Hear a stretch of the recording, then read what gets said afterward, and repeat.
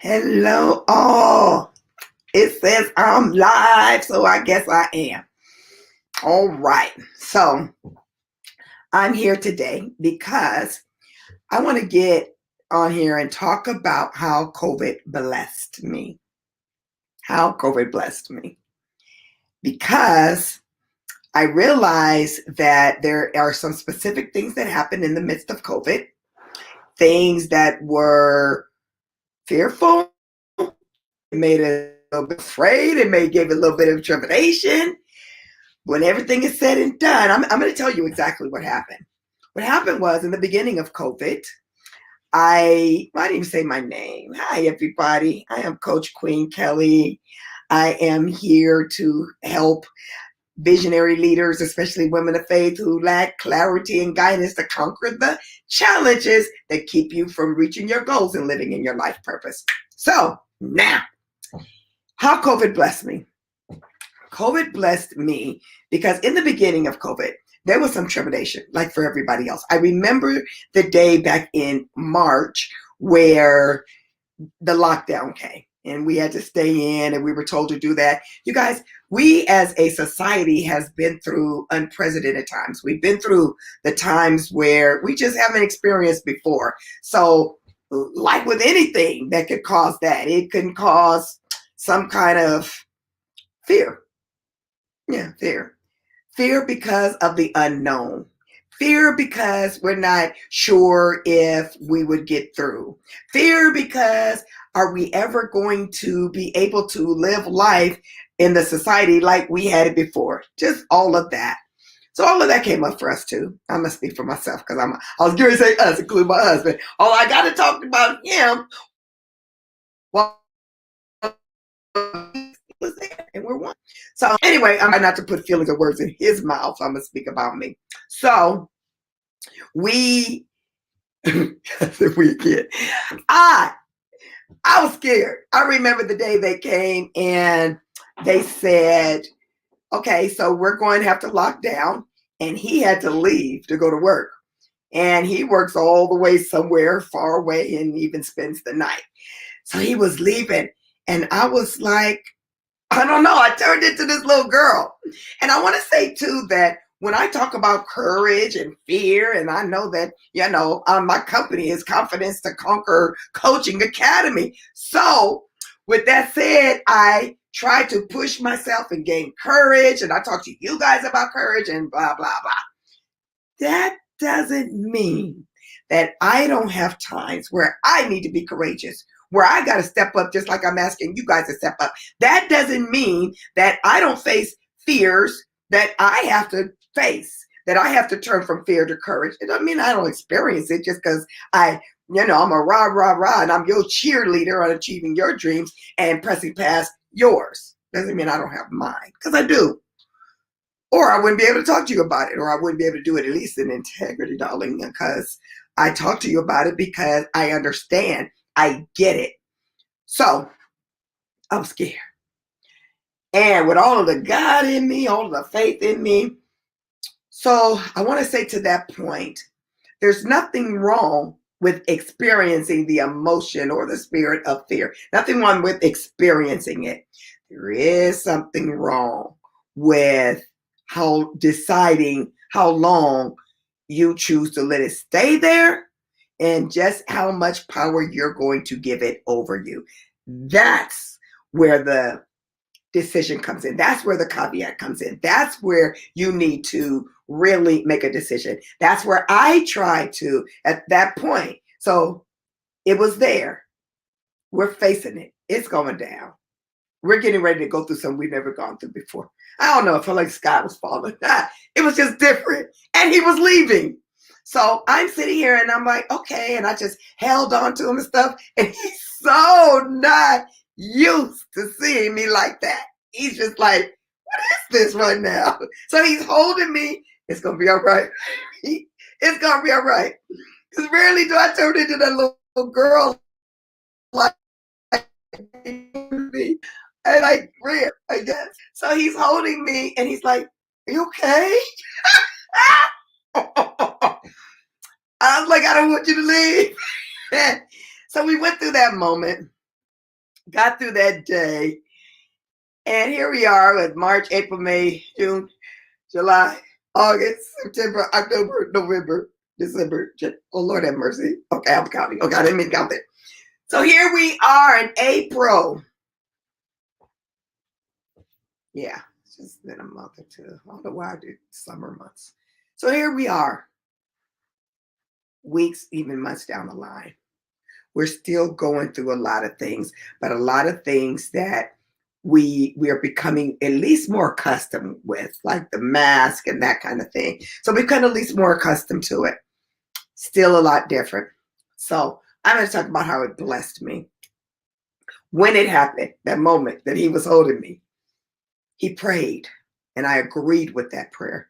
The prayer was something like this: Father, we know that we're under the shadow of the Almighty, whose power and both can stand. And Father, we're depending on you in the midst of these times to protect and to keep us. And he prayed a prayer in that moment, knowing that his wife was kind of going through her own stuff. But this is one thing that he prayed. He said, "And God, according to your word, you command a blessing on unity. And my wife and I here unify and we agree. And we command COVID to bless us." That's what he said. We command COVID to bless us. So he left. We went on some time. Well, August of that year, that March, May, June, July, August, in August, yeah, he got COVID. So the question, hospitalized, couldn't breathe and was hospitalized for a whole week with COVID. We had a business to run. I had to run the business, a lot of which by myself. We had some staff there. But not only did he get COVID, but 3 of our staff got COVID at the same time. Yeah, that part. So here I am in a situation where I'm having to pull it together. I couldn't even allow myself to tap into the emotion. The fear part was gone because I wouldn't allow myself to tap into fear as I knew it before because I just didn't have time for it. And sometimes you can decide, you can control your emotions. I decided I don't have time for that. I don't have time to be fearful. I just don't have time to be afraid. And I was able to handle it. And there was a time after that I had to really deal with that decision. But it wasn't while he was in the hospital. It wasn't during those times because I had to put my big girl everything on and to survive and to keep going. So 2 things I want to say. One is he commanded COVID to bless us. And then he got hospitalized with COVID. So what happened to the prayer? What happened to the command? Let's just sit with that one for a little bit. But maybe you could tell by the smile on my face that God still heard us and he still answered. So what I will say to that is, just because an answer to a prayer doesn't come the way you think it should does not mean that God did not answer, because baby, he was in that. First of all, he was in the hospital for 5 days. There were other people in the hospital that had been there a lot longer than him and hadn't even been released before he was released. So take that into consideration, because sometimes you don't look at the scenario the way it looks. Sometimes you need to look at the scenario the way that it is, and you get to decide your perspective of the scenario. You get to decide if I'm going to see it as a blessing, or am I going to hold on to the faith that I asked, we prayed, we agreed for it to bless us, or am I going to see it that, oh, God didn't hear us, and now throw that prayer out the door? We get to decide that. So even in the midst of it, we refuse to let go of the prayer. Even in the midst of it, we refuse to think anything other than what we were asking God for. Fast forward. He's out of the hospital.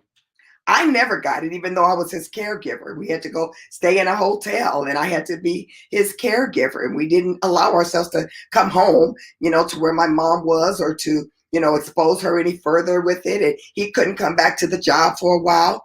The bottom line is, it blessed us, because my husband had already been to the doctor. He had already had what I call some come to Jesus moments where the doctor was telling him, look, you need to watch your cholesterol, you need to watch your sugars, you need to watch all of these warning signs that he unfortunately didn't heed to. So here we are. Now, guess what? All of a sudden, like a miracle, all the stuff that I had been trying to get him to do, babe, you need to eat this, and I'm, yeah, queen, yeah, all that. All of a sudden, like angels singing from heaven. Oh, he was listening to everyone. Me, he wasn't listening to me. He was doing it himself. He turned all of that stuff around. He started eating right. He started taking his own little sugar, plucking his stuff, because he wasn't having to do any of that stuff before. Although the doctors had kept warning him, and I'm not on here telling on my husband. He's already publicly told y'all all of this stuff. I'm just telling you my side of it. So he just did a complete turnaround, lost a bunch of weight. We both did. We were feeling wonderful. And not only that, we got healthier. I'll say that. We got closer. Now, that could do that kind of event, or even having to be with a marriage, or family, or whatever. We chose to make it cause us to get closer, and it did. For me personally, I went into this self-reflection. I went into this thing where I began to rethink not only my priorities, but my values. I began to rethink, and some of them were affirmed, and some of them I let go of. Some things that I was doing, I decided no longer served me in where I'm going. I also decided I don't have no more time to waste and trying to figure out who I am and what I'm supposed to be doing. I don't have no more time to waste with that. I decided I'm going to do what I encourage all of you all to do, which is press past any kind of fear, trepidation, anything that is holding me back from doing and being all that I'm supposed to be. Because guess what? I'm on the second half of life. I'm not like, okay, when I grow up, I'm going A, B, C. And when I grow up, I'm grown. I'm that woman. I'm her. I'm the one that in the past you would say, go look at the older woman and to get advice. I'm her. I'm the older woman. As much as I want to accept that or not, I'm her. And I'm gratefully her. I got grandchildren. I love my grandchildren. I'm her. And the other thing I decided was, with all the faith that I have, and as much as I've taught my children about God and who He is, it was time for this old girl to show them, not tell them, but to show them who God is. What do you mean, Queen Kelly? I mean by the evidence of Him working in my life, me fulfilling purpose, me making some audacious goals and moves, me stepping out of whatever was holding me back before, me finishing that book, and me doing what I'm supposed to do, so that they don't have a parent who's talking about God but not living Him. And I'm not talking about just from sin. I'm talking about, or which is just missing the mark. I'm missing the mark of walking and fulfilling all that I'm truly going to be, which part of which is walking in the greatness I know I am. I know I'm created for more, and so are you. I know I should be doing more, and maybe you're doing all that you're supposed to. Congratulations to you. But what I do know is that if we are on this earth and if we are living, there's more that we could be doing. So when it comes to setting priorities, when it comes to being our best selves, I decided, okay, some things have to change. COVID blessed me with that. This is why I often talk about my sweet spot. I'm living in my sweet spot. COVID caused me to realize where I am right now, not way over there when this happens, or not over there when such and such takes place, or when my children do this or they do that. No, me. It's me, oh Lord, standing in the need of prayer. When I decided I got to do better, I got to do more, I got to be better, I got to walk in congruence in every area of my life to what I am portraying or saying is good. The example that I'm leaving for my children, I decided I want to be that. And I realized I realized I'm not, they're speaking, I have them. The major tweaks I needed to make was what I'm doing right now, stepping out more publicly and being what I know I'm supposed to be, because I know that my children are called to greatness. I know that. But how can they live in the greatness of who they are unless they see me living in mine? So I knew I needed to do more than just be in my prayer closet. I needed to do more than just talking about God and reading my Bible. I needed to do more. I knew that. I know that. I'm doing that. I know that if it wasn't for COVID, I probably wouldn't be sitting here talking to you right now. So whatever amount of encouragement and blessings you all get from me in this season, thank God for COVID. Now, here's what I'll say too. COVID has taken some people out. I'm not belittling that. I'm not saying that it's such a wonderful thing. Oh my gosh. I'm not saying that. I've had some wonderful people that I have read about. I don't think I know anybody personally that has died from COVID.